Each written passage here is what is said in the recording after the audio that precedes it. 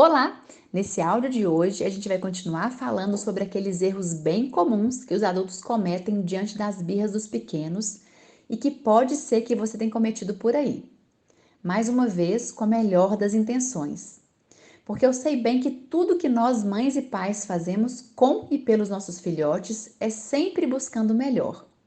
Hoje eu vou te contar por que ignorar uma birra e focar no comportamento birrento, que é o choro, o grito, são erros. Ou seja, por que fazer isso não vai resolver as birras e também não vai te ajudar a se conectar com a sua criança. Mas pelo contrário, vai acabar intensificando os conflitos e aumentando o estresse por aí.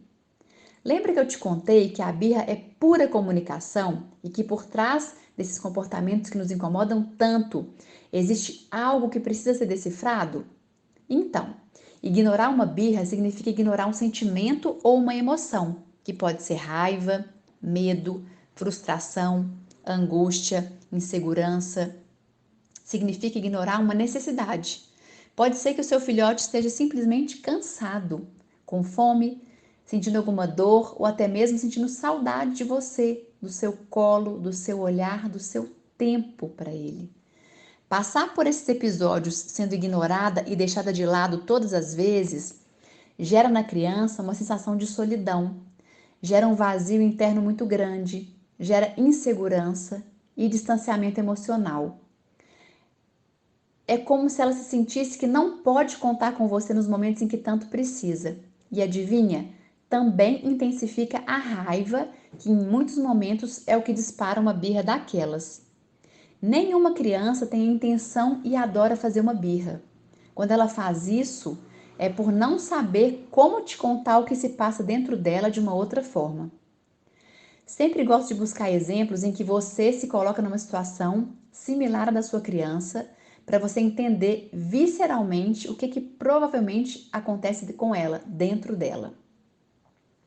Sabe aquele dia em que você queria muito que seu marido, seu companheiro, sua companheira ou sua mãe te escutasse, mas você foi literalmente ignorada porque a pessoa com quem você se comunicou não concordava com o que você tinha para dizer ou achava que era uma bobagem? Lembra como você se sentiu ao final dessa tentativa de se comunicar? Provavelmente frustrada, com raiva e sem vontade de estar e conversar com essa pessoa por algum tempo. Eu sei que nesse momento você deve estar se perguntando por aí, mas então como que eu devo atuar nesses momentos de birra? Eu te peço para ter calma e confiar no que eu estou preparando para dividir com você aqui. Eu primeiro vou te contar dos erros comuns um a um, são 7 ao todo. E depois eu vou te apresentar uma possibilidade de caminho para você começar a trilhar por aí. E entenda que é muito importante você fazer esse movimento de olhar para você com a sua criança nesses momentos, com a sua intenção ao escolher cada atitude e o que cada uma delas pode gerar na relação de vocês.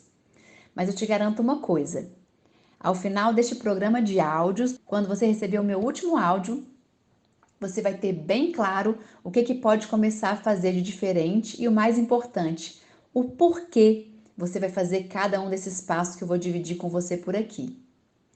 Eu também percebo que é muito comum as pessoas colocarem todo o foco, todo o enfoque, todo o foco e a energia no comportamento inadequado, entre aspas, que a criança apresenta. Ou seja, no choro que pode estar saindo em excesso, de acordo com o nosso ponto de vista, o grito, o ataque de raiva. E se o foco está no comportamento, ou seja, em eliminar o comportamento, normalmente toda a sua energia, toda a sua fala, todo o seu comportamento provavelmente está em eliminar, em tirar esse comportamento de cena. Eu quero que você entenda de uma vez por todas que um choro não é só um choro. Um grito não é só um grito. Um comportamento de se debater no chão ou jogar os objetos para o alto com toda a força não é só sobre o que você consegue ver e ouvir de forma explícita. Lembra quando eu te falei que a birra é a ponta de um iceberg? Pois então, a birra que a sua criança faz é todo e qualquer comportamento que acaba eclodindo e que todos nós conseguimos identificar e até descrever facilmente. Uma criança chorando, uma criança batendo na mãe, uma criança jogando os objetos no chão. Mas você concorda que a ponta do iceberg é apenas uma partezinha dele? e normalmente a menor delas? A gente já falou sobre isso por aqui, né? Então eu não vou me estender mais nisso.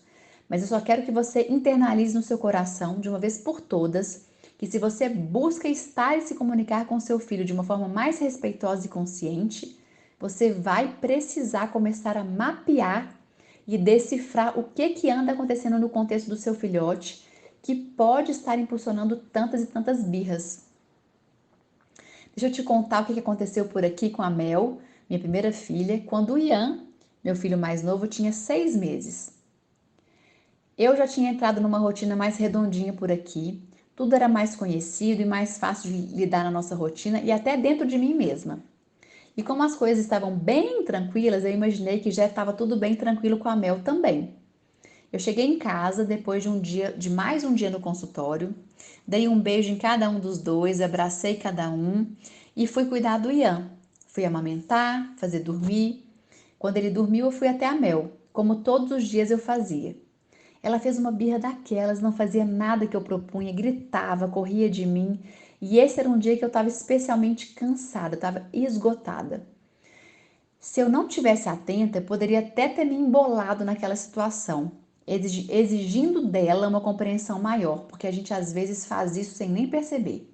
Mas eu entendi que ali havia cansaço, era o fim do dia, ali havia raiva de ficar sempre me esperando e ciúme daquele irmão que sempre tinha minha atenção primeiro. Minha condução diante disso foi olhar para ela, escutar, acolher e ficar junto. Mas eu vou te contar sobre isso um pouco mais adiante nesse programa. Por enquanto, a gente fica por aqui. Eu só te proponho que fique atenta às suas atitudes por aí. Um beijo e até amanhã.